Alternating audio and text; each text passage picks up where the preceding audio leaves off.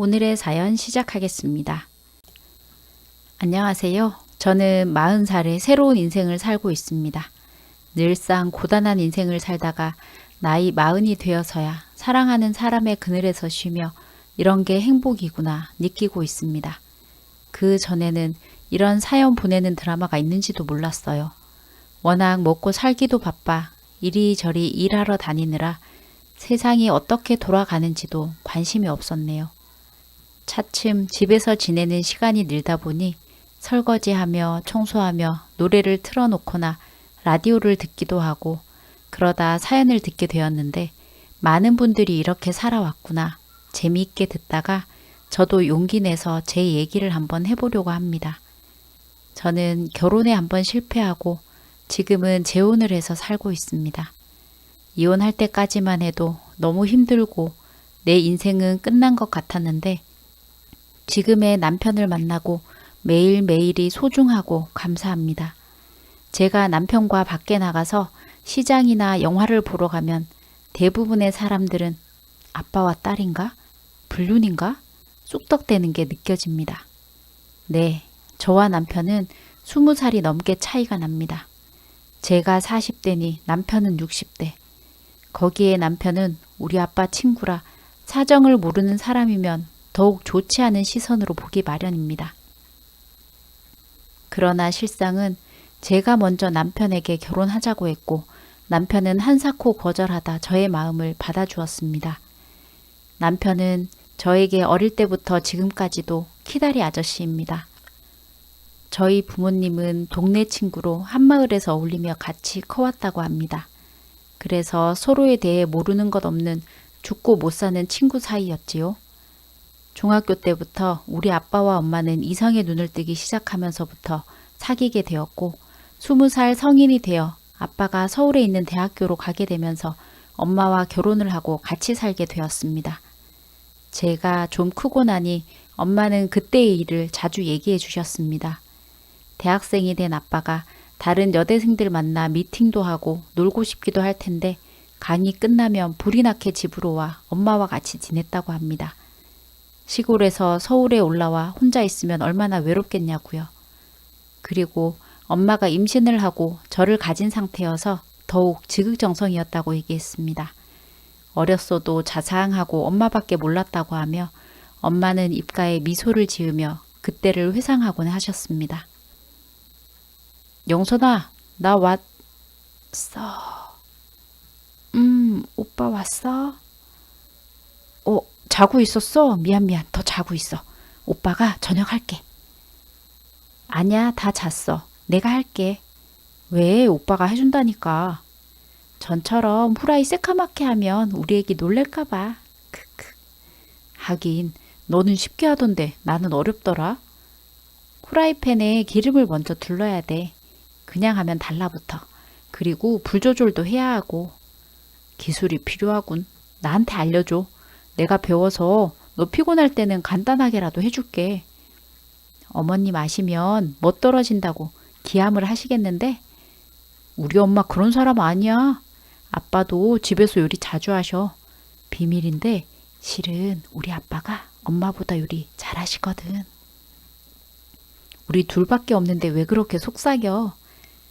혹시나 우리 엄마 속상할까봐 조심해서 얘기하는 거야. 크크. 호호. 그럼 유전적으로도 오빠도 소질이 있겠는걸? 그럼 오늘부터 하나씩 간단한 건 알려줄게. 저번에 실패한 후라이부터. 좋아. 후라이야. 내가 간다. 널 맛있게 요리해버리겠어. 뒤집개를 들고 비장한 표정으로 그렇게 외치는 아빠를 보며 엄마는 배를 잡고 웃었다고 하네요.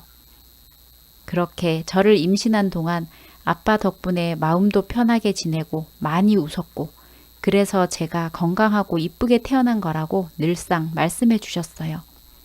제일 중요한 건 아무래도 대학생 부부다 보면 경제적으로 힘든 게 당연한데 부모님의 집안은 경제적으로 아쉬울 것 없이 과수원도 하고 소도 많이 키우고 하며 마을에서는 제법 유지여서 아빠의 대학 생활도 결혼 생활도 큰 어려움 없이 지낼 수 있었다며 감사한 일이라고 했습니다.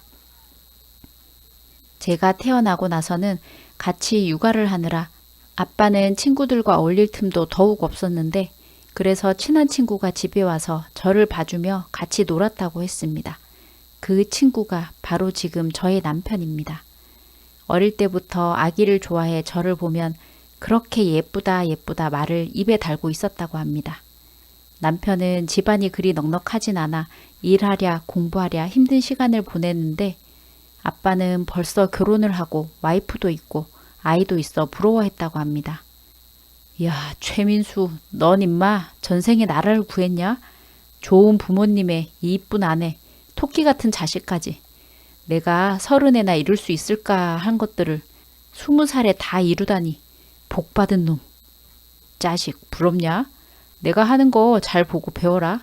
나중에 너도 결혼해서 나처럼만 해. 그럼 너 삼시세끼 따순밥 얻어 먹을 수 있을 정도는 된다. 뭐야? 너 이런 정신머리로 살다니? 얻어먹다니 나는 내가 삼시세끼 해다 바칠 거다. 하하, 이런 나보다 더한 놈을 봤나? 이제 아르바이트 하러 가야 되는데 나연이 두고 발이 안 떨어지네? 넌 어떻게 학교 다니냐? 보고 싶어서? 그래서 나는 이렇게 나연이하고 우리 와이프 사진 지갑에 놓고 다니잖아. 와, 역시 넌 나연이 아빠 자격이 있다. 내가 인정. 너도 나연이 보고 싶으면 내가 이쁜 사진 하나 줄게. 자주는 못 오더라도 보고 힘내서 돈 많이 벌어와라. 나연이 간식 사들고 오면 나연이도 좋아할 거야. 그래, 그럼 나중에 오면 꼭 챙겨줘. 나 간다. 아직 어린 나이라 내 친구들만 해도 애기가 이쁜 줄 모르던데. 우리 나연이 이뻐 죽는 거 보면 딸바보 예약이야. 기현이 자식. 집안이 어려워도 열심히 살고 사람 소중한지 알더라고. 좋은 놈이야. 오빠가 좋은 사람이라 친구도 좋은 사람이 생기나 보다. 그치? 끼리끼리라잖아. 이렇게 착하고 예쁜 아내도 없고. 그건 내가 좋은 사람이라 그런 거지. 그게 그거 아닌가? 그런가? 호호. 제가 학교 다니면서 공부를 잘하는 편은 아니었어요. 대신 좀 순하고 낙천적인 편이라 친구들이 많았어요. 학교 끝나고 우리 집에 가서 인형놀이 할 사람 하면 나 하며 친구들이 대답하느라 난리였어요. 그러면 저는 그 친구들 모두 데리고 집으로 와서 대문을 들어서며 엄마, 친구들이랑 같이 왔어요. 우리 공주님 왔어요. 엄마가 맛있게 떡볶이 해줄게. 놀고 있어? 네, 많이요. 우리 엄마 최고. 이렇게 매일매일이 저에게는 작은 파티였습니다. 그리고 아빠 친구인 지금의 남편은 1년에 한 번씩은 우리 집으로 와서 시간을 보냈고 올 때마다 제 생일 선물을 사가지고 왔습니다. 물론 제 생일날에 딱 맞춰서 온 건 아니지만 1년에 한 번씩은 꼭 챙겨주었고 저는 제 생일이 오면 을에 아저씨가 선물 사주겠지 기대하게 되었습니다. 아저씨, 우리 나연이 잘 지냈어? 우와, 키 많이 컸네. 머리도 길어서 예쁘게 땄고 몰라보겠는걸? 저도 이제 숙녀라고요. 네, 숙녀님. 여기 생일 선물 대령입니다. 와, 고맙습니다, 아저씨. 저는 커서 꼭 아저씨랑 결혼할 거예요. 그래? 아저씨도 좋아. 근데 이거 어쩌지? 아저씨는 우유를 좋아해서 우유 같이 나눠 마실 수 있는 사람이랑 결혼하고 싶은데. 왜? 아저씨 우유 좋아해요? 저는 별로 안 좋아하는데. 그래? 그럼 좀 곤란한데. 우유 말고 주스는 안 돼요? 난 주스는 너무 달아서 별로더라고. 저녁을 먹으면서 저는 엄마에게 우유도 한 컵 달라고 했습니다. 밥 먹는 틈틈이 우유도 마시면서 부모님과 아저씨가 하는 얘기를 들으면서도 정신은 온통 우유에 집중되어 있었습니다. 내가 오늘 우유 한 컵 마시고 만다. 혼자 다짐을 하며 조금씩 우유를 삼키다 보니 어느새 한 잔이 다 비워졌고 저는 자랑스럽게 아저씨에게 빈 컵을 보이며 아저씨, 저 이제 아저씨랑 결혼할 수 있어요. 엄마 아빠는 놀라는 눈치였습니다. 우유는 죽어도 먹기 싫다고 쳐다보지도 않던 제가 말없이 우유를 마시다니 아저씨는 웃으며 제 머리를 쓰다듬어 주었습니다. 나연이 우유 잘 마시니 무럭무럭 자라겠네. 우유 열심히 마셔서 나중에 엄마만큼 크면 아저씨랑 결혼하자. 네, 아저씨. 좋아서 싱글벙글 하는 저에게 아빠는 서운한 표정이었습니다. 나연이 나랑 결혼한다고 했는데, 이 세상에서 내가 제일 좋다고 했는데. 오빠한테 내가 있잖아. 이리 와. 엄마는 아빠를 안고 토닥여 주었고, 우리는 모두 크게 웃었던 기억은 아직도 생생하게 남아 있습니다. 그렇게 지내던 어느 날, 제가 고등학생이 되고 하늘이 우리를 시샘한 건지, 제가 학교에서 수업을 하고 있을 때 선생님이 저를 교실 밖으로 불러내셨고, 교무실에서 저에게 조용히 부모님 교통사고 나셨으니 얼른 집으로, 아니 병원으로 가보라고 했습니다. 그리고 할아버지 할머니에게도 연락해 주시고 저를 병원에 데려다 주셨어요. 아직 미성년자라 저는 엄마 아빠의 마지막 얼굴도 보지 못하고 할아버지 할머니, 외할머니와 외할아버지가 오실 때까지 멍하니 병원 복도에서 기다릴 수밖에 없었습니다. 제일 먼저 저를 찾아 병원에 온 건 아저씨였습니다. 담임선생님은 아저씨가 오자 학교로 돌아가셨고 아저씨 품에서 저는 그때부터 장례가 끝날 때까지 쉼없이 울고 또 울었습니다. 이건 꿈이다. 집에 가면 엄마 아빠가 나를 반길 거다. 자고 일어나면 엄마 아빠가 있을 거다. 매번 그런 기대를 하던 것도 하루 이틀, 저는 점점 엄마 아빠가 저의 곁에서 영영 떠나버린 것을 받아들여야 했습니다. 친가와 외가에서는 너 편한 곳으로 할머니 할아버지랑 같이 살자 시골로 내려오라 하셨지만 제가 고등학생인데다 이제 곧 수능이라 시골로 내려가기도 어려운 상황이었습니다. 부모님이 돌아가셔서 한동안 정신을 놓고 살던 저는 나도 엄마 아빠한테 갈까? 보고 싶어. 보고 싶다 엄마 아빠. 매일 밤 울다 지쳐 잠들었습니다. 그래도 산 사람은 살아야 한다고 저보다 더 마음 아프셨을 할머니 할아버지는 제 걱정에 더 힘들어 하셨습니다. 결국엔 외할머니가 우리 집에 오셔서 당분간 저를 돌봐주기로 하셨고 그렇게 저의 고등학교 시절은 부모님이 안 계신 집에서 외할머니와 둘이 조용하게 보내게 되었습니다. 그런데 외할머니도 외할아버지가 연세가 있으셔서 겨울에 눈에 미끄러져 거동이 불편해지시니 시골로 다시 내려갈 수밖에 없었습니다. 외할머니가 내려가시는 대신 할머니가 오시겠다고 했지만 저는 한사코 괜찮다며 만류했습니다. 우리 강아지 할미가 갈게. 걱정하지 말어. 할머니 안 오셔도 돼요. 할머니 서울 차 타고 올라오는 것도 힘드신데 여기서 갑갑해서 어떻게 지내요. 그리고 내가 뭐앤가? 우리 강아지 다 커서 똑부러지게 자라지만 그래도 내가 따순 밥이라도 먹여야지. 이제 수능인가 무엇인가 몇 달 안 남았는데 공부에만 집중해야지. 할머니 수능도 알아요? 오, 할미를 우습게 알아. 이 할미가 말을 안 해서 그렇지 아주 척척 박사요. 너도 공부하다 모르는 거 있으면 할미한테 다 물어봐. 특히 소 키우는 데는 도가 텄어. 호호, 내 할머니 든든하다. 척척 박사 할머니 있어서. 근데 수능에 소 키우는 법에 대해서 문제가 나올 것 같지 않은데. 크크. 나 공부 그렇게 잘하는 것도 아니고 수능 크게 신경 안 써. 그리고 밥도 할 줄 알고. 걱정 마요 할머니. 그냥 할머니 할아버지 건강하게 오래 사시는 게 제 소원이에요. 제가 틈틈이 시골 내려갈게요. 이번 주말에도 내려가고 하면 되지. 수능 끝나고 대학 가기 전까지 시골 가서 한 달 정도 있다 올까? 그랴. 정말 혼자 있어도 괜찮겠어? 할미는 너 믿지만서도 내가 옆에 있어주고 싶은데. 제가 일 있으면 바로 전화하겠습니다. 걱정 마십시오. 그래. 혹시라도 일 있으면 그 아빠 친구한테라도 연락해. 그래도 같이 서울 사니까 가까우니 빨리 갈 수 있을 거 아니여. 네, 안 그래도 아저씨가 많이 챙겨주고 있어요. 친구들도 선생님도 그렇고 챙겨주는 사람이 많아서 공주된 기분이라니까. 걱정 마요 할머니. 우리 강아지 공주님 아프지 말고 밥 꼭 챙겨 먹고 댕기고 할머니 또 전화할게. 네, 할머니도 식사 잘 챙겨 드시고 아프지 마세요. 그렇게 전화를 끊고 나면 저는 부모님이 더 그리웠고 이미 다 말라버린 줄 알았던 눈물은 다시 또 쉼없이 터져나왔습니다. 아저씨, 주무세요? 아니, 이제 퇴근하려고. 너무 무리하시는 거 아니에요? 뭐, 내 사업하려면 다들 이렇게 사는 거지. 네, 피곤하실 텐데, 그럼 주무세요. 나연아, 네?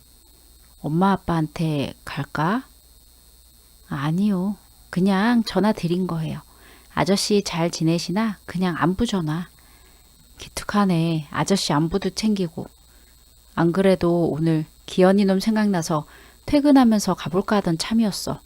너도 같이 갈래? 정말요? 음, 그럼 저도 같이 갈래요. 엄마 아빠가 너무 보고 싶어요. 마지막 말은 목구멍으로 삼키며 저는 아저씨가 오기를 기다렸습니다. 아저씨는 제가 엄마 아빠를 만나는 동안 밖에서 조용히 기다려 주셨고, 저는 그동안 준비했던 제 사진과 편지를 납골함 옆에 고이 세워두고 돌아왔습니다. 물론 엄마 아빠에게 약한 모습보다는 내가 씩씩하게 잘 사는 모습 보여줄 테니 걱정 말라고 얘기했습니다. 진정 부모님이 원하는 건 그것일 테니까요. 그렇게 가끔씩 아저씨는 우리 아빠가 생각난다며 엄마 아빠 안치되어 있는 추모공원에 같이 갈래? 연락을 했고 저는 따라 나섰습니다. 오는 길에는 꼭 한정식 집에서 진수성찬으로 맛있는 것도 사주시고 말은 안 해도 저를 챙겨주시는 따뜻한 마음씨에 감사할 따름이었습니다. 아저씨 덕분에 힘든 시간을 이겨내는데 큰 도움이 되었어요. 그렇게 시간이 흐르고 저는 대학생이 되어 공부하랴 알바하랴 바쁜 시간을 보내게 되었고 아저씨는 결혼을 하고 가정이 생겨 서로 바빠진 우리는 각자의 삶을 사느라 자주 만나고 연락하진 못해도 늘 마음 한켠에서는 아저씨에 대한 고마움이 늘 자리 잡고 있었습니다. 그렇게 사는 중에도 할아버지, 할머니도, 외할머니, 외할아버지도 제가 결혼하기 전에 모두 돌아가시고 정말 세상에는 저 혼자였습니다. 엄마 아빠를 그리워해서일까요? 엄마 아빠 두 분 다 외동의 늦둥이였으니 할머니, 할아버지 마음이 오죽했을까. 저를 혼자 세상에 남겨두고 가시면서도 편하지 않으셨을 텐데 생각하니 가슴이 미어졌습니다. 그때도 저에게 아저씨는 든든한 버팀목이었고 제가 울 수 있는 넓은 가슴을 내어주셨습니다. 하지만 결혼도 하셨고 아이들도 있는데 자꾸 제가 도와달라고 할 수 없고 저 스스로 자립해야 된다는 생각에 점점 아저씨에게는 몇 달에 한 번 가끔 안부만 묻고 지냈습니다. 저는 고등학교 때부터 혼자 살면서 외로움을 많이 탔던 탓에 일찍 결혼을 했습니다. 20대 후반에 결혼을 했는데 외로움이 사람을 이렇게 앞뒤 구분 못하고 절망의 구렁텅이에 빠지게 만드는구나. 결혼 내내 실감하고 살았습니다. 저는 작은 인쇄소에 취직을 해서 격리 일을 하고 있었습니다. 남편은 회사 생활하면서 친구의 소개로 만났는데 사귀는 6개월 동안 매일 일 끝나고 저를 만나러 오고 저한테 어찌나 지극정성이었는지 마치 우리 아빠를 보는 것 같았습니다. 이런 사람이라면 우리 부모님처럼 나도 알콩달콩 살 수 있겠구나 생각이 들었습니다. 그리고 착하고 성실하다 싶어 몇 달 만나다 결혼을 했는데 역시 결혼은 사람을 짧게 만나고 하는 것보다는 계절이 바뀌는 걸 겪어보고 그 집 식구들도 만나보고 결혼을 해야 하는 게 맞는 것 같습니다. 저희 부모님이 일찍 돌아가신 탓에 제가 이런 말할 자격이 없지만 제가 시집가서 파출부처럼 일하는 사람으로 전락해버린 삶이 너무 한심하고 서글퍼서 하는 얘기입니다. 결혼해서 내가 원하던 우리 가정은 정말 화목하게 웃음이 넘치는 그런 걸 꿈꾸었는데 부모 복 없는 사람은 남편 복도 자식 복도 없나 보다 하루가 멀다 하고 일이 생길 때마다 그런 생각이 들었습니다. 이제는 몸과 마음이 지쳐서 어디서부터 잘못된 걸까 생각을 해보는데 영 머릿속이 복잡했습니다. 윤미야, 오늘은 아빠가 감자탕 드시고 싶다니 돼지뼈하고 시래기 사가지고 얼른 와서 끓여라. 어머니, 저 오늘은 일이 좀 늦을 것 같은데 어머니가 끓이시면 안 될까요? 감자탕은 시간이 워낙 많이 걸리고 손도 많이 가서 오늘 저녁에 제가 가서 하기엔 시간이 너무 빠듯할 텐데요. 아니면 어머니가 재료만 좀 사다 두시면 제가 퇴근해서 손질하고 맛있게 끓여 드릴게요. 내가 하고 싶지. 근데 내가 나갈 수가 없어서 그래. 언니가 와 있지 뭐니? 지금 언니 자고 있으니 내가 애를 봐주고 있어서 꼼짝도 못해. 아, 형님 오셨어요? 그래, 둘째 임신해서 몸도 무거운데 첫째까지 보고 있는 걸 보니 내가 속상해서 원. 언니한테는 내가 손주 봐줄 테니 우리 집으로 오라고 했다. 네가 솜씨도 좋으니 저녁도 먹고 가라고 했어. 그래서 이서방도 퇴근하고 우리 집에 오기로 했으니 급한 일 아니면 빨리 와서 저녁 맛있게 차려라. 언니 좋아하는 갈비도 해주면 좋고. 시어머니가 얘기하는 언니는 남편의 누나, 저한테는 시누이를 얘기하는 거였습니다. 언니? 아빠? 가족 좋아하시네. 저는 속으로 시댁과 결혼 생활에 불만이 쌓일 대로 쌓인 상태였지만 이러지도 못하고 저러지도 못하는 생활을 해나가고 있었습니다. 결혼 전 남편이 저에게 결혼 얘기를 넌지시 꺼냈을 때 저는 손사래를 쳤습니다. 민규 씨, 나 반고아인 거 알잖아. 아마 민규 씨 부모님이 아시면 반기시지 않으실 거야. 아니야, 나연아. 일어나지도 않은 일을 왜 벌써 걱정을 하니? 너 만나고 얼마 되지 않았을 때부터 내가 벌써 부모님한테도 다 얘기했어. 물론 부모님이 처음부터 너 받아들이신 건 아니지만 만날수록 좋은 사람이라고 했더니 내 말씀 들으시곤 마음을 열고 너를 받아들이기로 한 상태야. 민규 씨, 벌써 그렇게까지 나를 위해 준비할 줄은 몰랐어. 너 걱정하고 힘들게 하는 거 싫다. 고아라지만 누구보다 반듯하고 열심히 사는 거 내가 잘 알아. 우리 부모님은 물론 다른 사람들도 너라는 사람에 대해 알면 더 좋아할 거고. 벌써 울면 어떻게 해. 이제부터 시작인데.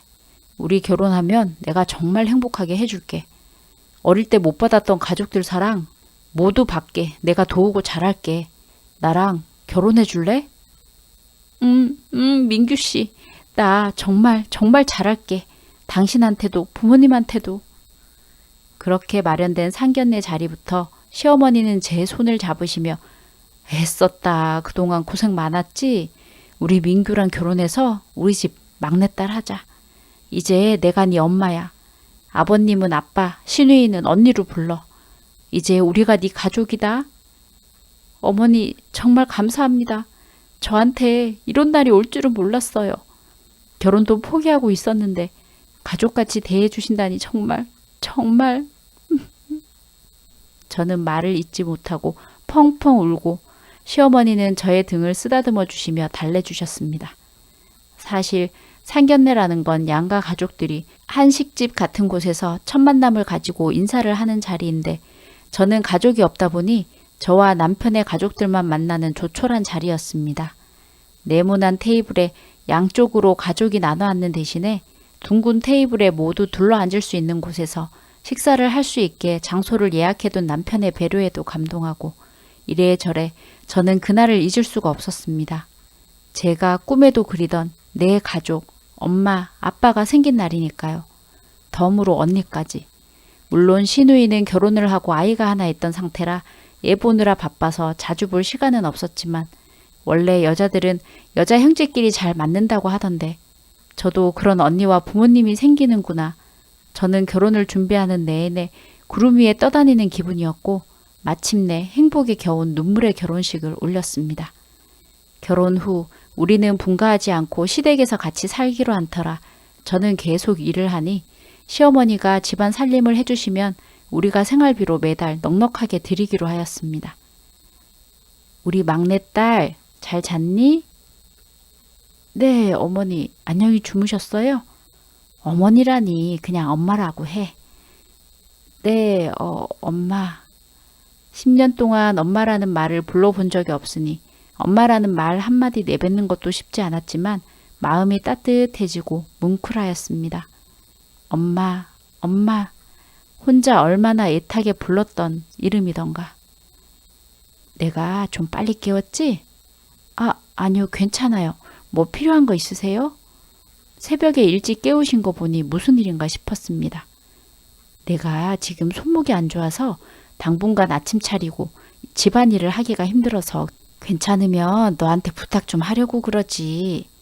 어머니는 얘기를 꺼내시면서도 계속 저한테 미안한 표정이었습니다. 어머니 많이 안 좋으세요?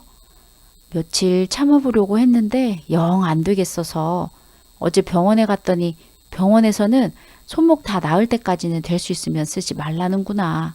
그런데 살림하면서 손을 안 쓸 수가 있나? 파스를 붙인 오른쪽 손목을 만지작거리며 어머니는 한마디 덧붙였습니다. 그래도 아침에 일어나서 좀 해보려고 했더니 영 시큰한 게 이러다 잘못되면 어쩌나 싶어 너한테 얘기하는 거다. 힘들면 내가 토스트라도 간단하게 해주마.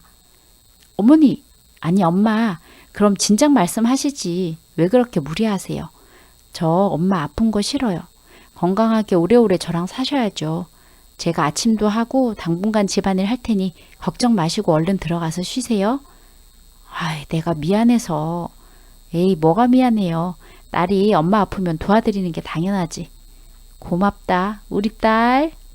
그렇게 해서 저는 그날부터 아침은 물론 집에 계시는 시부모님들의 점심, 저녁까지 열심히 차리게 되었습니다. 물론 집안일도 퇴근하고 저녁 먹으면 그때부터 밀린 빨래며 청소 등을 했고요. 몸은 힘들었지만 정말 내 가족을 위해 내가 할 일이 있구나, 도움이 되는구나 생각하니 더 잘하고 싶고 저녁에 자려고 누우면 뿌듯하고 하루하루가 감사하고 행복했습니다.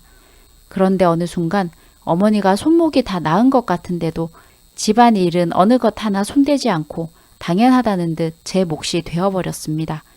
손목은 다 나았지만 이번에는 허리가 아프다, 무릎이 아파 잘 걷지도 못하겠다 하시니 저로서는 쉬라고 하실 수밖에 없었습니다.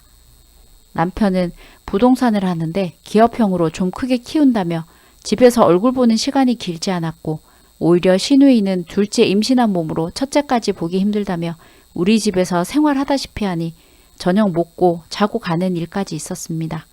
물론 그 뒷감당은 제 몫이었고요.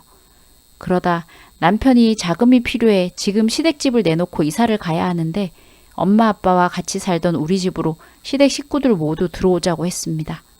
그 집은 제가 새 놓지도 않고 가끔씩 들러 부모님 생각하며 쉬다 오곤 했는데 남편이 새도 안 주고 놀릴 거 차라리 우리가 들어가서 잘 사는 모습 보여드리면 부모님이 더 좋아하시지 않겠냐고 했습니다. 부모님이 제가 결혼해서 잘 사는 모습 보여드리면 좋아하실까 싶어 저는 고개를 끄덕였고 시댁 식구들은 모두 우리 집으로 이사를 들어와 살게 되었습니다. 이사를 해서도 저의 일은 끝이 없었습니다. 처음엔 좀 잘해주는 것 같더니 주말에 쉬지도 못하고 밀린 집안일을 하다 보니 결혼 2, 3년 만에 저는 젊은 나이지만 이런저런 몸에 이상 반응들이 오기 시작했습니다. 어지럽기도 하고 손목도 아프고 가슴도 답답하고 이제는 혼자서 감당하기 힘든 날들이었습니다. 그때까지만 해도 내 가족이라 생각하며 무조건 내가 희생해야 한다 했던 게 조금씩 이게 맞나 싶은 생각이 한 번씩 불쑥 튀어나왔습니다. 여보, 지난번처럼 나 미분양 아파트 계약해야 하니까 계약서 사인하러 와. 또요? 지금 내 이름으로 계약한 아파트만 해도 세 채인데 대출도 다 내 이름으로 되어 있어서 더 이상 대출 받기도 어려울 텐데. 걱정 마. 벌써 내가 다 알아봤지. 당신 10년 동안 회사 꾸준히 다니고 신용도 좋아서 1금융은 어려워도 2금융에서 대출 받는 건 문제 없대. 여보, 너무 무리하지 말고 그냥 우리 형편껏 살아요. 나 지금 대출금 내는 것도 빠듯해. 당신이 생활비를 주는 것도 아닌데 집안 살림은 부모님, 우리 시누네까지 새 가구를 하는 거나 마찬가지라 나로서는 너무 버겁기도 하고. 당신 힘든 거 잘 알지. 내가 이번에 아파트 계약만 잘 성사되면 부모님 집 따로 마련해 드리자. 근데 내가 일단 돈이 생겨야 될 거 아니야. 그때까지만 좀 참아줘. 전에 아파트 2채 판 돈 있지 않아? 팔렸다고 들었던 것 같은데 잘 안 됐어? 아, 그거는 회사에서 대신 매입한 거야. 결국엔 회사도 실제로 매매가 돼야 나한테 돈이 들어오는 거라 아직 내 손에는 돈이 들어온 게 없어. 그래? 요즘 뉴스 보면 아파트 매물이 없어서 다른 아파트 사고 싶어도 못 산다고 하던데. 뉴스에서는 일부 얘기를 그렇게 아무것도 모르면서 보낸다니까? 사람들이 다 진짜 그런 줄 알아요. 현실은 나도 지금 집이 안 팔려서 힘들어 죽겠구만. 열심히 일하는 만큼 일이 안 풀린다는 사람 잡고 힘들게 할 수도 없고 그럼 나중에 당신 일 잘 되면 그때는 우리 편하게 살자 하고는 마무리됐습니다. 매번 그렇게 얘기하고 넘어갔지요. 그러나 이번에는 붙잡고 얘기 좀 해야겠길래 그동안 쌓였던 얘기를 좀 했습니다. 사실 나 요즘 당신 얼굴 본 지도 오래됐고 몸이 좀 힘들어서 쉬고 싶어. 당신 닮은 애기도 가지고 싶고. 근데 이렇게 살면서는 내가 너무 힘들어서 어려울 것 같은데 당분간만 부모님하고 따로 떨어져서 살면 어떨까? 엄마 아빠가 그렇게 꼴 보기 싫냐? 분가는 뭐 그냥 하나? 돈이 있어야지. 좀만 참고 기다리라니까. 너 요즘 걸핏하면 힘들다 못 살겠다. 좋은 말도 한두 번이지. 매번 나만 보면 죽는 소리야. 기분 나쁘게. 왜 이렇게 변했어? 진짜 힘들어서 참고 참다 당신한테 얘기하는 거야. 도움을 요청하는 거라고. 참기는 누가 참았다고. 네가? 개코나. 우리 부모님, 누나 모두 너 고아인 거 불쌍하게 생각해서 걷어주고 챙겨주는데 너는 아주 복에 겨워서는 어제 아빠 감자탕 끓여달라는 것도 엄마 보고 직접 하라고 했다며? 나 야근해야 하는데 갑자기 말씀하시니까 나쁜 뜻이 아니라 하실 수 있으면 해보시라 그런 뜻이었어. 우리 엄마 몸 안 좋은 거 알아 몰라? 네가 우리 엄마 아빠랑 같이 산 게 하루 이틀이야? 왜 그렇게 생각이 없어? 정 드시고 싶으시면 어머님이 끓여 드실 수도 있지. 어머니는 365일 안 아프실 때가 없는데 나는 몸이 새로 만들어진 로봇이야? 나는 열이 펄펄 나는데도 회사도 못 나가고 누워 있었는데도 부모님 먹고 싶다는 거 다 해드렸어. 신우 오면 신우 애까지 챙기고 이제는 나도 좀 그만하고 싶다고. 어른이 있는데 이게 뭐 하는 짓이야? 이래서 검은 머리 짐승은 거두는 게 아니라고. 민규야, 내가 뭘 했니? 결혼은 좋은 부모 밑에서 가정교육 잘 받은 여자 만나야 된다고 얘기했건만. 이렇게 지만 알고 남편하고 부모 밥 차려주는 것도 싫다고 하는 게을러 터진 여자를 어디다 쓰니 도대체? 엄마! 왜? 내가 틀린 말 했니? 아무리 말 못하는 짐승도 걷어주면 불구덩이에 뛰어들어서라도 은혜를 갚는다는데 너는 고깟 감자탕 끓이랬다고 온 집안 시끄럽게 남편한테 이게 뭐 하는 짓이야? 엄마는 무슨 얼어 죽을 엄마라고 부르지도 말아라. 아니 저는 부모님 모시는 게 싫다는 게 아니라 힘들어서 제가 대출금에 생활비에 다 감당해야 되고 집에서는 쉴 틈이 없으니 정말 힘들어서 그런 거지 식구들이 미운 게 아니에요. 그래? 알았다. 그럼 진작에 힘들다고 좀 도와달라고 하면 될 것을. 왜 남편을 잡고 그래? 한 번만 더 이런 일 있었다가는 그땐 나도 그냥 넘어가지 않을 거다. 네, 엄마, 아니 어머님. 그날부터 저의 생지옥은 시작되었습니다. 전에는 핑계를 대며 미안한 표정으로 일을 부탁하던 시댁 사람들이 이제는 저한테 대놓고 부려먹었습니다. 그렇게 힘들고 일하기 싫으면 우리가 알아서 할 테니 저한테 카드나 내놓으라고 하시길래 어디 쓰실 데가 있나 싶어 드렸는데 그 카드로 시도 때도 없이 배달 음식을 시켜 드시니 회사에서 일하다가도 퇴근하고 집에 올 때도 카드 사용 문자로 제 핸드폰은 쉴 틈이 없었습니다. 거기다 대출금 갚으라는 문자까지. 저는 내가 이렇게까지 살아 있어야 하나 생각을 하며 하루하루를 근근히 버티며 살아가고 있었습니다. 그런데 제가 그동안 당했던 것은 아무것도 아니라는 걸 알게 된 사건이 발생했습니다. 퇴근을 하면서 마트에 들리려고 터벅터벅 걸어가는데 집 앞 치킨집에 익숙한 실루엣들이 보였습니다. 가만 보니 남편과 시댁 식구들이었습니다. 오늘 저녁도 안 차려도 되겠구나. 대신 돈은 줄줄이 새어 나가는구나. 에휴. 한숨을 쉬며 옆을 지나쳐 가야 하나 돌아가야 하나 고민할 때 신우의 목소리가 들려왔습니다. 엄마, 오늘 또 고수도 하루 종일 쳤지? 친구들하고 치는 것도 모자라서 핸드폰으로 하루 종일 치고 있냐? 그러니까 손목이며 허리며 허구한 날 아프지. 나 몸보신하게 삼계탕 좀 끓여달라니까. 빚정발은 치킨이나 뜯어야겠어. 야, 이거 사. 이것도 네 돈 들여 먹는 거 아니면 감사한 줄 알아. 요즘 저 눈치 없는 며느님이 심기가 불편하니 당분간은 건드리지 말어. 그러다 저번처럼 우리 돈줄 날아가. 엄마도 참. 지금 우리가 본심 다 내보인 거나 마찬가지지. 그래도 쟤 못 도망가. 우린 가족인데 지가 죽고 못 사는 가족 버리고 고아가 어딜 가겠어? 그래도 며칠 전 민규한테 대드는 거 보니 안심하기는 일러 이거사. 입 조심해. 민규, 넌 그러게 애라도 가지라니까 그걸 못해? 저번에 수진이처럼 도망가면 어떻게 하려고 그래? 아, 엄마, 조금만 기다려봐. 지금 집 팔아서 사채업자들한테 진빚 갚고 있으니까 그거 다 갚고 나연이 이름으로 계약하라고 해놓은 집은 집값 오르면 우리는 대출금도 안 내고 몽땅 우리 집 되는 거라고. 내가 그거 하나로 참고 산다. 맹해가지고는 누가 그런 여자 거들떠다 보겠어. 그나마 쓸모가 있으니 내가 데리고 있는 거지. 여튼 남 편해. 알아서 살림 다 해. 돈도 벌어. 오빠랑 엄마도 기분 안 나쁘게 잘해. 우리 돈줄 떨어져 나가면 어떡해. 저는 그 자리에 주저앉아 버렸습니다. 그동안 제가 참고 희생하며 지켜온 가족의 실체가 이것밖에 되지 않다니. 장도 보지 않고 그대로 돌아서 편의점에서 소주 한 병을 사가지고 의자에 앉아 마셨습니다. 마시면서 어찌나 눈물이 나던지 지나가던 사람들이 힐끔힐끔 쳐다보는데 마음껏 울 수가 없었습니다. 그래서 편의점 지하에 있는 노래방으로 들어갔습니다.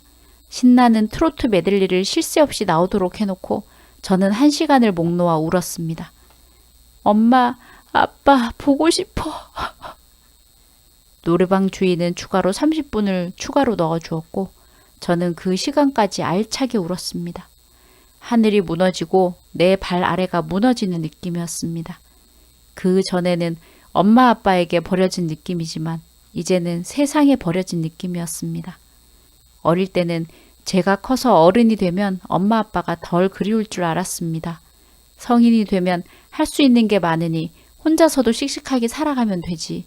좋은 가정 꾸리면 되지 했는데 내가 어른이 되어도 여전히 엄마 아빠는 필요했습니다.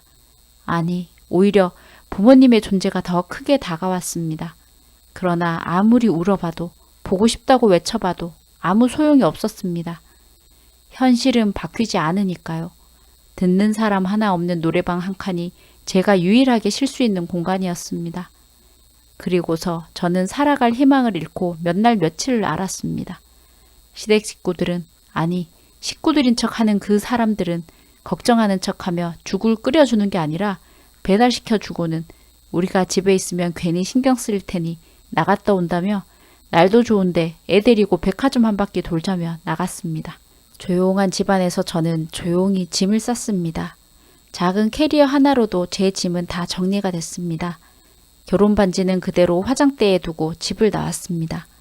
마음 같아서는 그 사람들을 집에서 쫓아내고 나한테 한 못된 짓 모두 갚아주고 싶었지만 법은 저한테 너무 멀고 삶에 대한 의욕도 없는 상태라 일단 피하고 보자는 게 그 당시의 심정이었습니다.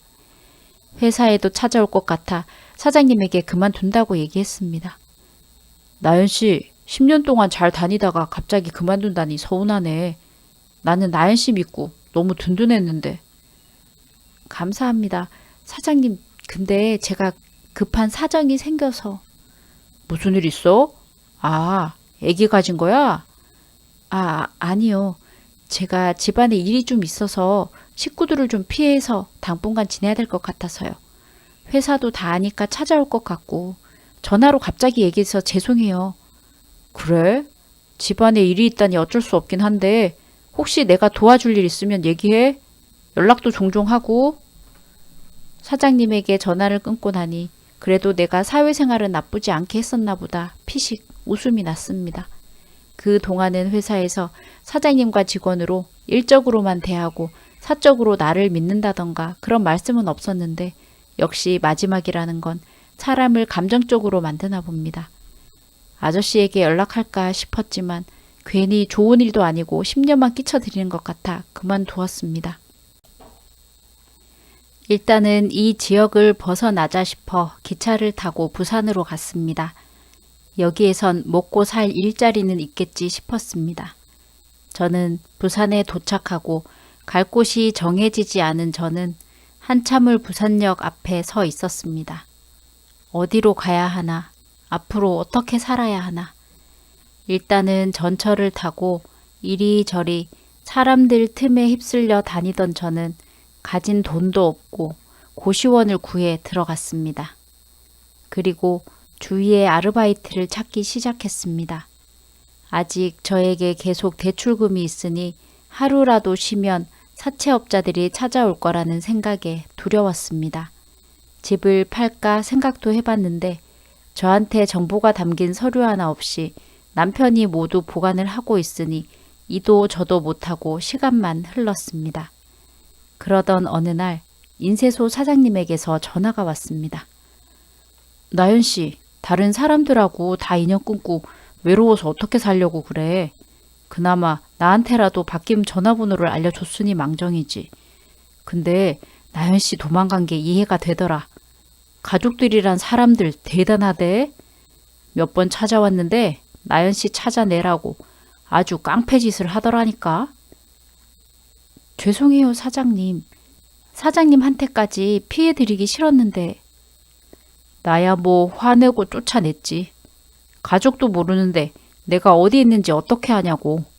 그 뒤로 몇 번 더 교대로 오더니 요샌 좀 잠잠해.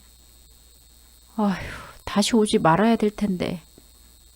근데 요새는 시댁 사람들이 오는 대신 장기현이란 사람이 몇 번 왔다 갔어. 아저씨가요? 아는 사람이야? 혹시 시댁 패거리들인가 싶어 모른다고 딱 잡아댔지. 그랬더니 나연 씨 연락 오면 자기 전화번호 알려주라고 찾고 있다고 명함 주고 가더라고. 아저씨는 연락이 안 되는 저를 찾고 있었던 겁니다. 항상 제가 어려울 때 손 내밀어 주는 아저씨. 이번에도 아저씨에게 연락을 해야 하나 몇 날 며칠을 고민한 끝에 전화를 했습니다. 제가 알던 핸드폰 번호는 바뀌지 않고 그대로였습니다. 아저씨, 나연아, 어디니? 지금 갈게. 그렇게 아저씨는 제가 있는 부산까지 한 걸음에 달려오셨고 저는 또 예전처럼 아저씨를 부둥켜 안고 꺼이꺼이 울었습니다. 아저씨는 저에게 자초지종을 듣고는 네가 무사해서 다행이다. 다행이야. 라고 하며 혼잣말을 계속하셨습니다. 너 연락이 안 돼서 내가 얼마나 걱정했는 줄 아니? 앞으로 무슨 일 있으면 나한테 얘기해. 왜 혼자 고생해? 민수가 나한테 너 부탁한 거 모르지? 너는 나한테도 소중한 딸이나 마찬가지야. 아저씨, 저 이제 어떻게 살아요? 너무 무섭고 힘들어요. 어떻게 된 건지 다 얘기해봐. 제 얘기를 다 들은 아저씨는 정말 누구 하나 걸리면 끝장을 낼 기세였습니다. 당장 시댁을 찾아갈 것 같아 겁이나 말렸습니다. 걱정 마라. 힘들겠지만 며칠만 더 부산에 있어. 내가 나중에 데리러 오마. 그 뒤로는 아저씨가 어떻게 했는지 저는 남편과 이혼을 하게 되었고 아저씨와 서울에 올라와 우리 집에 들어서니 남편과 시댁 식구들은 흔적도 보이지 않았습니다. 나중에 얼핏 듣기로 이전에도 여자 등쳐먹으며 살던 사기꾼들로 거기다 부동산까지 사기를 쳐 저 말고도 피해자가 많았고 그 피해 금액만 해도 어마어마한 사람들이었다고 합니다. 네가 계약했다는 아파트 세 채는 네가 그대로 가지고 있고 싶으면 가지고 있고 아니면 팔아서 적금들어 놓아도 되니 네가 하고 싶은 대로 처리해라. 여기 등기부 등본이다. 아저씨, 어떻게... 나 이 정도는 할 수 있는 능력 된다. 저는 무섭고 어려워 피했던 일들인데 이렇게 해결해 주시니까 제가 어떻게 감사를 드려야 할지. 감사는 무슨. 우리 딸 울리는 놈은 당연히 홍군형을 내줘야지. 저 집이 세 채나 더 생겼으니 감사의 마음으로 집 한 채 드릴게요. 제일 좋은 데로다가. 나중에 시집갈 미천으로 쓰세요, 공주님. 공주님. 우리 부모님이 저에게 항상 해주시던 공주님이라는 호칭.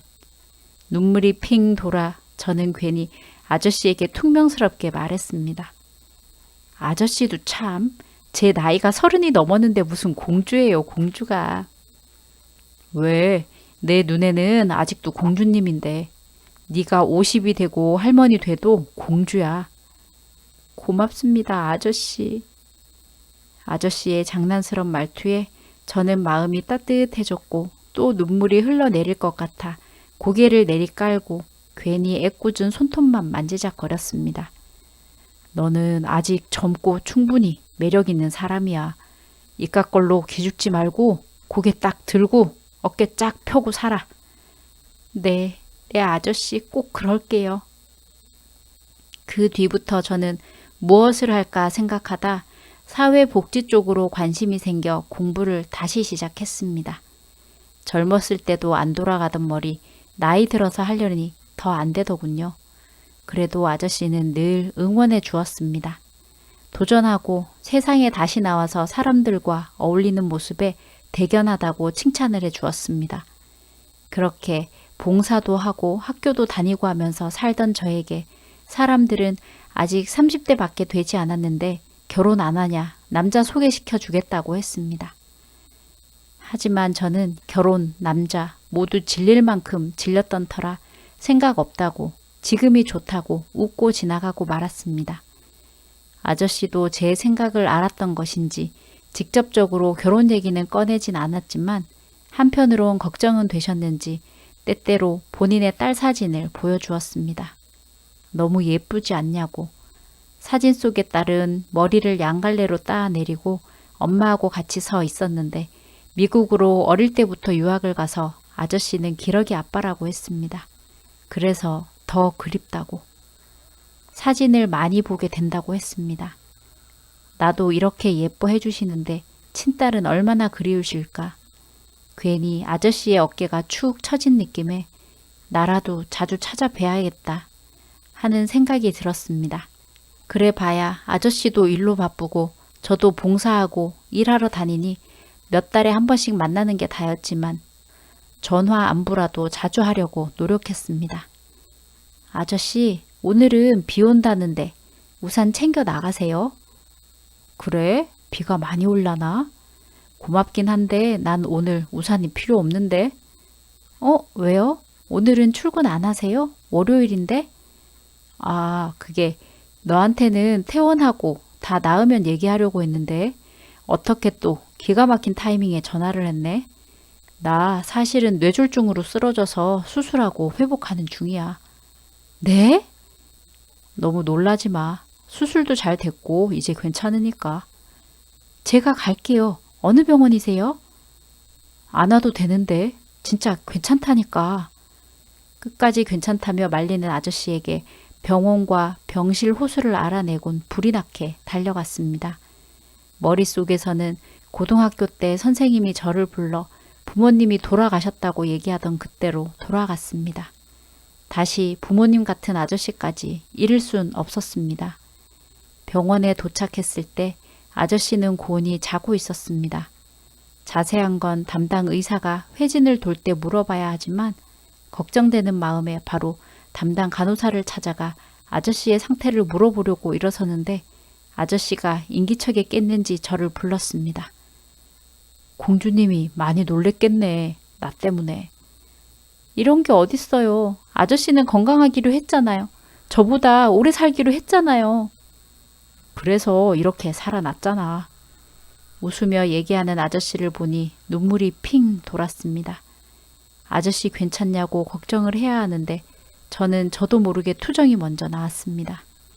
아저씨가 살아있다는 것에 대한 안도감과 걱정이 어느 정도 사라지면서 긴장이 풀리니 슬며시 아저씨에게 나도 모르게 나온 마음인가 봅니다.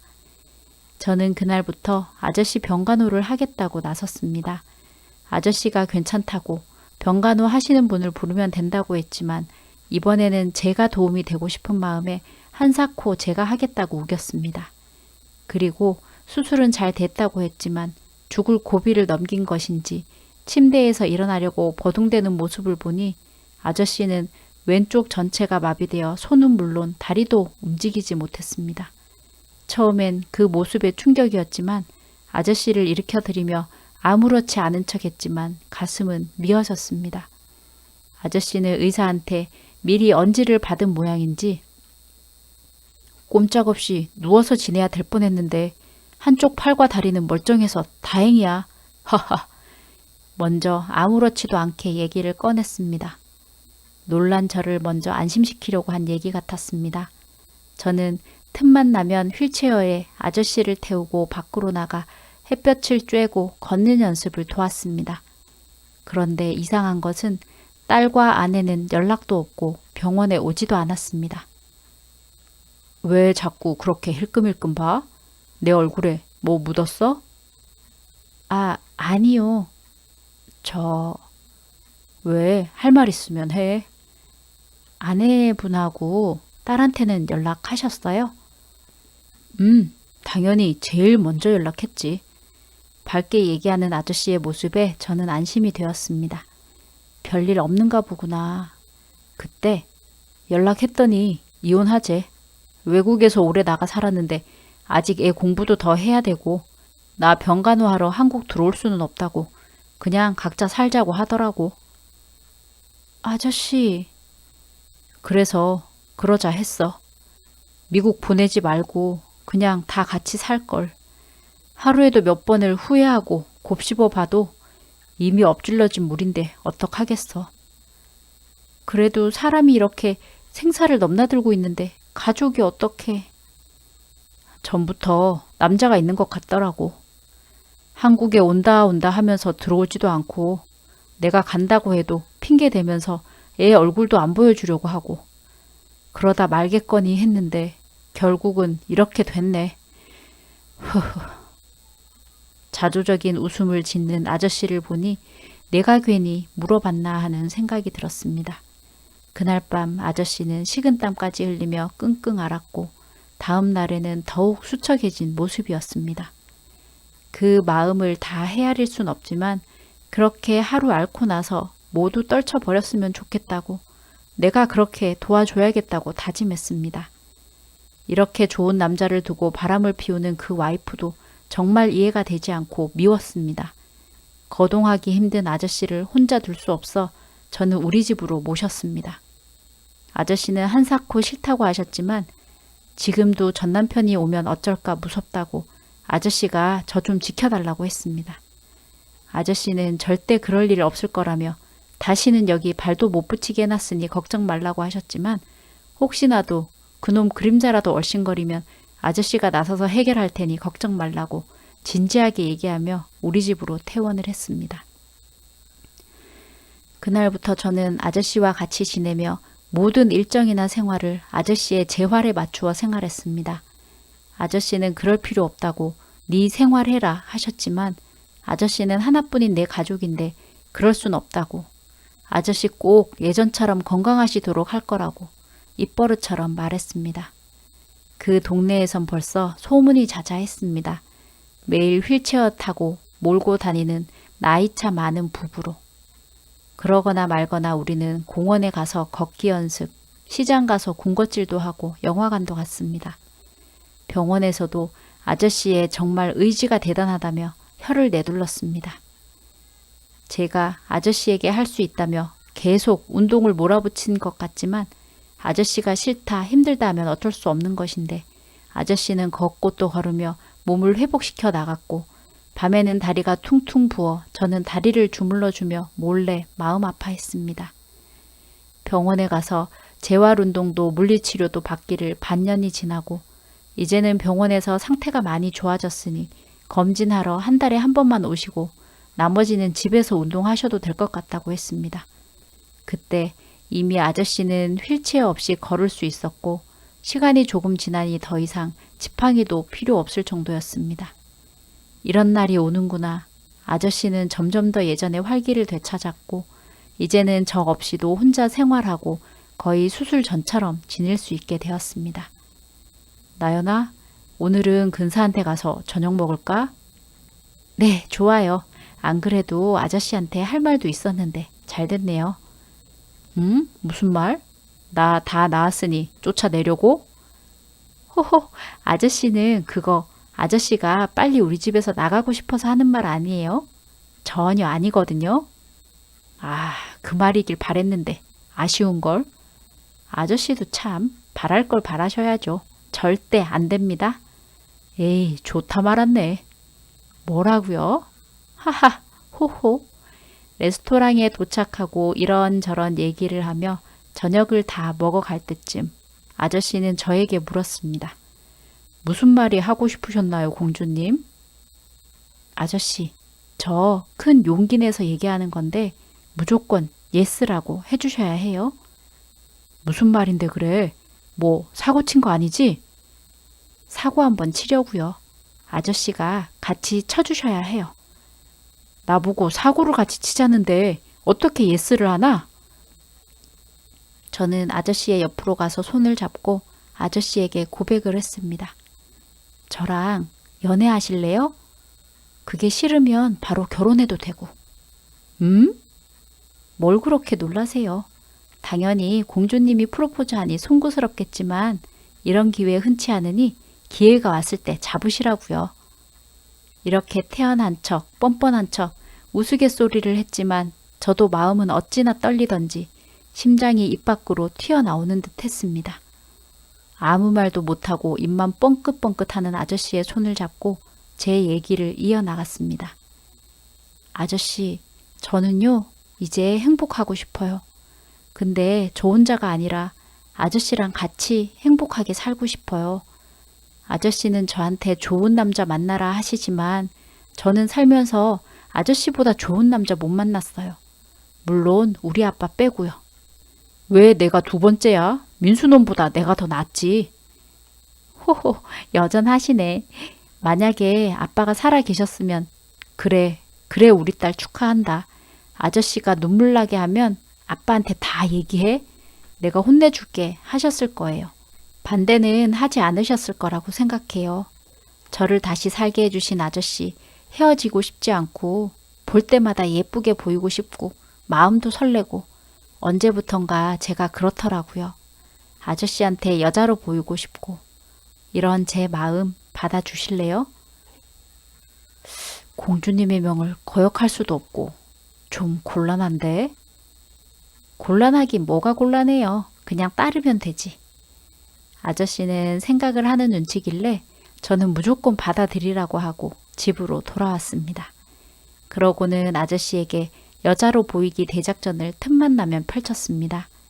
괜히 머리카락 넘기며 아저씨 보기, 웃을 때 입 가리며 호호거리기, 자기라고 부르기, 인터넷을 보며 여자들의 여우짓을 보고 따라했는데 처음엔 왜 저러나 싶었던 아저씨도 그만하라며 100개를 들고 예스를 외쳤습니다. 나중에 왜 바로 승낙하지 않았나 물어보니 아저씨에게 저는 과분해서 그렇지 절대로 싫어서 그랬던 게 아니라며 앞으로 더 잘하겠다고 합니다. 이렇게 우리의 긴 이야기는 끝이 났지만 앞으로 살아갈 날이 더 많기에 어떤 일이 또 일어날지는 모르지만 이제껏 내 옆에서 나를 지켜주었던 키다리 아저씨, 내 남편을 저도 끝까지 옆에서 지켜주며 서로 의지하며 살아보려 합니다. 사연을 들으시는 분들도 지금 내가 당장 힘들고 어려운 일이 있어도 포기하지 않고 사시다 보면 꼭 좋은 날이 오고 좋은 배필을 만날 날이 올 거라고 생각해서 제 사연을 보내드렸습니다. 제 얘기 들어주셔서 감사드리고 늘 건강하고 행복하시길 바랄게요.